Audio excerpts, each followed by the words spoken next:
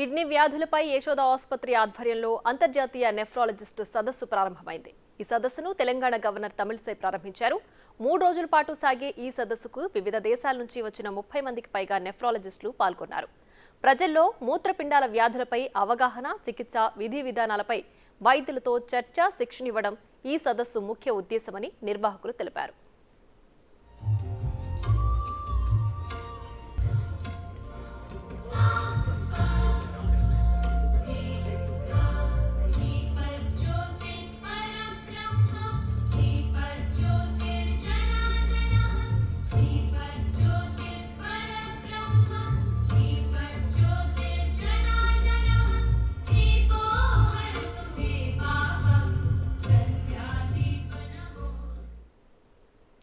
Kidney సమస్యలను సాధారణ సమస్యలుగా భావించి స్థానిక వైద్యులను సంప్రదించడం సరికాదని, దీనికి ప్రత్యేకంగా నెఫ్రాలజీని సంప్రదించాలని గవర్నర్ సూచించారు. మూత్రపిండాల వ్యాధి నివారణ లక్ష్యంగా ప్రోటోకాల్ రూపకల్పనపై నెఫ్రాలజిస్టులు చర్చించారు.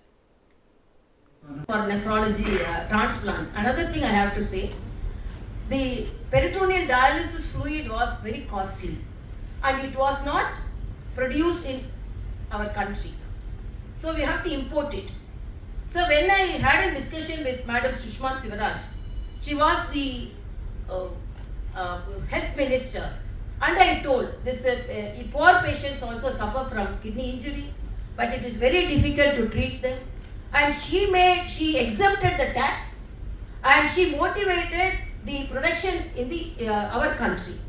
So a doctor be an administrator, definitely we can manage the health of the patient as well as the health of the society. That is very important. ఎవరికైతే మందులు ఎక్కువగా వాడుతున్నారో వాళ్ళకి సిమ్టమ్స్ లేకున్నా కూడా చెక్ చేయమని చెప్తాం. రెండోది, ఏ ప్రొసీజర్కి వెళ్ళినా కిడ్నీ టెస్ట్ చేసుకోమంటాం. యూరిన్ అవుట్పుట్ గురించి కూడా ఆలోచించమంటాం. యూరిన్ తగ్గిపోయినా కూడా అదొక సిమ్టమే అన్నమాట. సో ఇవన్నీ మీరు ప్రజలకు చేర్చవలసిందిగా మా కోరిక. ప్రతి 100 డెలివరీస్లో దగ్గర మనకి 7% అంటే 7% గర్భిణీశులకి కొత్తగా కిడ్నీ డిజీజ్ వస్తుంది. ఇది కాక కిడ్నీ ప్రాబ్లం చిన్న మోతాదులో ఉన్న వాళ్ళు ప్రెగ్నెంట్ అయ్యి డెలివరీకి వెళ్ళినప్పుడు వాళ్ళకి 30% వరకు కిడ్నీ ఫెయిల్యూర్ వచ్చే అవకాశం ఉంటుంది.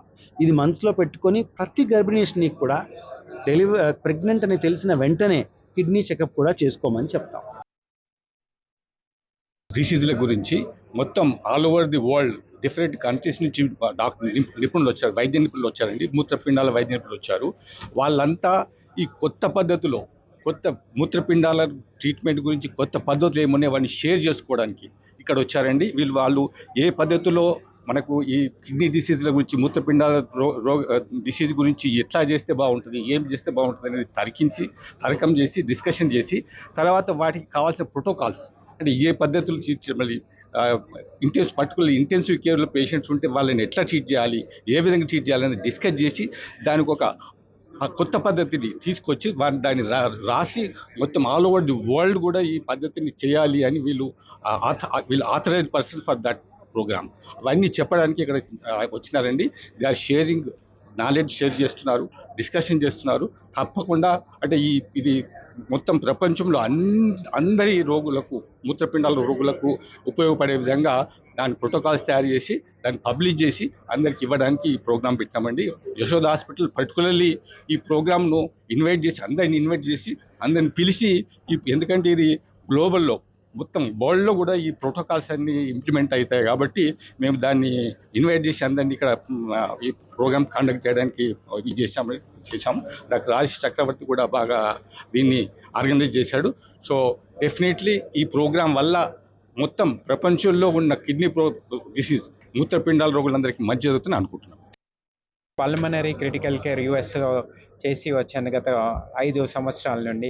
సో ఇవాళ మనకు రాజశేఖర్ చక్రవర్తి గారు చెప్పినట్టు this is probably the biggest international conference in the country అండి. అంటే this is a unique speciality where critical care అంటే ఐసీయూలో ఉన్నప్పుడు మనం పేషెంట్స్ని చూస్తే ఆల్మోస్ట్ లైక్ హై మోర్టాలిటీ ఉన్నది ఎక్కడంటే కిడ్నీ ఫెయిల్యూర్ అయిన వాళ్ళకు. అంటే at some point in the ICU almost 50% of the patientsకి కిడ్నీ ఫెయిల్యూర్ వస్తుందండి. సో దాని గురించి ఏం చేయాలనేది చాలా రీసెర్చ్ అవుతున్నది యూఎస్లో, and lot of improvement has come there. అంటే కిడ్నీ ఫెయిల్యూర్ అయితే ఐసీయూలో దానికి డయాలసిస్ చేయాలన్నా, లైక్ కంటిన్యూస్ రీనల్ రిప్లేస్మెంట్ అనేది డయాలసిస్ చేయలేకపోయి బ్లడ్ ప్రెషర్ తక్కువ ఉంటే అట్లాంటి అడ్వాన్సెస్ ఉన్నాయి. అది ఏ టైంలో స్టార్ట్ చేయాలి, ఎట్లా చేయాలి, ఎక్మో తోటి కంబైన్ చేయొచ్చా, ఇట్లాంటి absolute top of the line research. Because ఐసీయూలో మీకు తెలిసిందే అండి, పేషెంట్స్ అంతా సిక్ ఉంటారు.